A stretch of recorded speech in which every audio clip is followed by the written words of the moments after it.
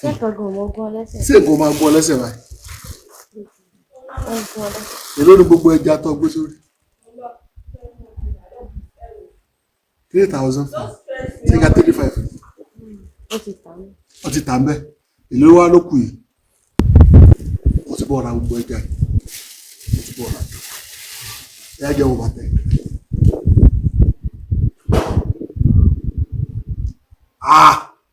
Ṣé nǹkan máa gbọ́ lẹ́sẹ̀ báyìí? Jẹ́ òun kejì. Mo la ń bá Nàìjíríà lọ́wọ́ yẹ̀ wò. Tí n bá ra bàtà fún ẹ báyìí, sínú ẹ máa dùn. Irú bàtà wo lo fẹ́ rà? Ó yá sọ. Irú bàtà wo ló wù ẹ́? Ẹni wọn ló fẹ́. Ṣé ọlẹ́kì méjì tó yà wọ́n wò? Wọ́n náà wọ́n ti fẹsẹ̀ gan dọ̀tí rẹ̀. Wọ́n ẹsẹ̀ gẹ̀ẹ́sẹ̀ gan ti dọ̀tí rẹ̀. Ó gbà wò. Ó yà wò ilé náà wò. Ọṣọ́ kò gbọ́ dáadáa. Ṣé lè dẹ́gbẹ̀ẹ́? Ṣé kò fún ẹ? Wọ́n tó bá tiẹ̀ ti wọ̀ náà yóò wà òkè. Ó yà gbé tírì ẹ̀jẹ̀ rẹ̀. Wọ́n fọ̀ nígbà. Èló la po owó ẹja? 1,400. 1,400. Ó kèlò. Ó kù 1,400. Wàá fún mi ní 100 naira. Ẹ yẹ kí mi náà wà fún. Ó yà fún kọ́kọ́ fún mi ní 100 naira.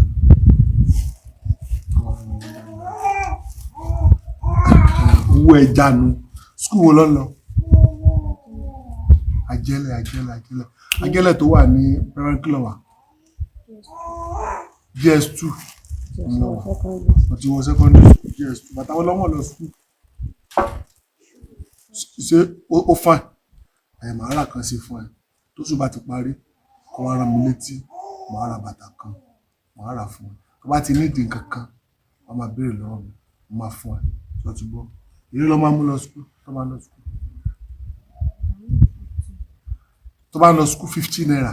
Wọ́n máa mú lọ. Má rà kúra o. Má ṣe kí ni? Má rà kúra o. Bàtà pé 50 naira ló máa mú lọ skúù.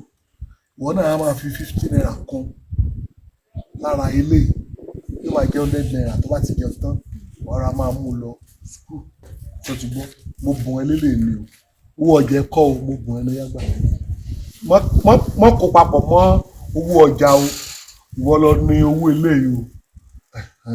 Tó sùn bá ti parí, máa fún ẹ ní owó sí tí wọ́n fi máa mú lọ skúù. Ṣé o ti gbọ́? Ìwọ náà wàá fojú sí ìwé ẹ̀ dáadáa. Ṣé o ti gbọ́? Wàá mọ̀ ìwé ẹ̀. Ó yá máa sákọ́ lọ. Sákọ́. Bọ̀dá ń bá Nàìjíríà lọ. Nǹkan tí Igba Iwase àti Adùn Àṣà tí wọ́n ra wà foundation ọ̀rẹ́ òun làwá sí kí ni? Òun làwá sí òun. Ìwọ náà tó wá fẹ́ support ọmọ yẹn, ìwọ náà lè comment ní comment section. Béèrè account number Igba Iwase.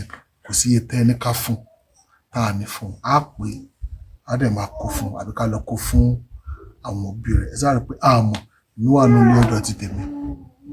Ó máa tẹja fún wa nínú mọ̀rẹ́sẹ̀ rẹ̀. Mo rí pé ó ṣe ẹ wo. Bí ní pé tí o bá nípa fún láti ṣèrànlọ́wọ́ fún ní ìwé kejì rẹ̀. Yẹ ká tọ́jú ọmọ yẹn. Yẹ ká change life. Kò sí nǹkan tó ṣe life rẹ̀ ó wà òkè. Tí o bá nípa fún láti ṣèrànlọ́wọ́ fún. Yẹ ká tọ́jú ọmọ yẹn. Yẹ ká change life rẹ̀. Yẹn náà wo 50 naira. Táyé dé. Ẹ wo. Yẹ ká support ọmọ yẹn. Bó ṣe ń ṣe yóò dá fún mi àti ẹ. Thank you very much. Igba Iwase Foundation lára nǹkan tí a gbé dání ní láti ṣe.